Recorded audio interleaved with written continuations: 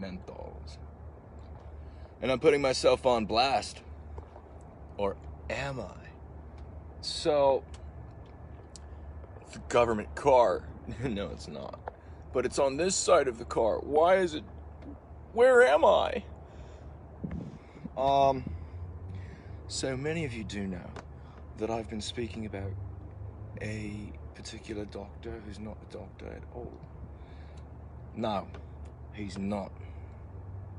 Anyway,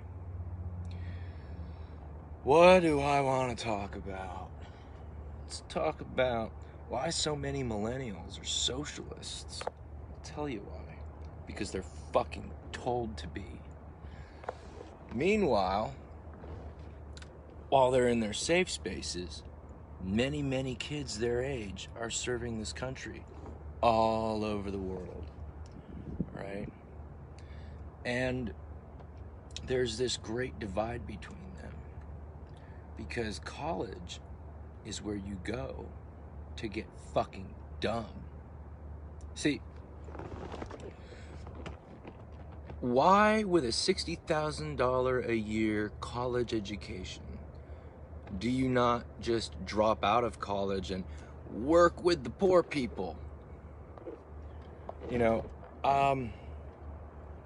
it's because of entitlement. These kids don't know the difference between entitlement and oppression anymore. I've actually, had somebody demand to be paid to be told, to tell me actually why and how they're being entitled. This is how stupid kids in college actually are, all right?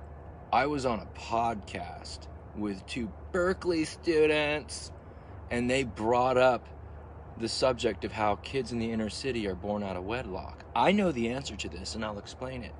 But these kids brought it up as if I brought it up. And I said, okay, yeah, why are kids in the inner city born out of wedlock? Well, this is exactly what they said. Well, we have to further interrogate and investigate why we haven't provided people of color with adequate sex education. Are you fucking kidding me? That you, with all of your whiteness, forgot to teach minorities sex ed? That's fucking racist as fuck. They don't even realize it. It's the kids in college that are all screaming about white privilege that are fucking so subconsciously racist and don't even realize it. And this is what I'm told. It's like, no, you are racist by default. It's based upon the fact of your ancestry. Like, when you start holding people accountable for the people generations before them that fucked to make their little line, you're an idiot. This is an equal opportunity country, meaning this is the only country that I know of where you could come here, not speak the language, and get your kids into college. It happened to me. But it's also the only country where you could cheat, get into college, and get arrested. But you can cheat, get in the country, and get into college, and it's A-okay. I got a friend who's a combat vet who did 2 tours in Iraq, and then he ended up working for me. Guess what? Because of 1 DUI, he has to work with immigration attorneys in order to get his citizenship. You know why? Because he's from Europe.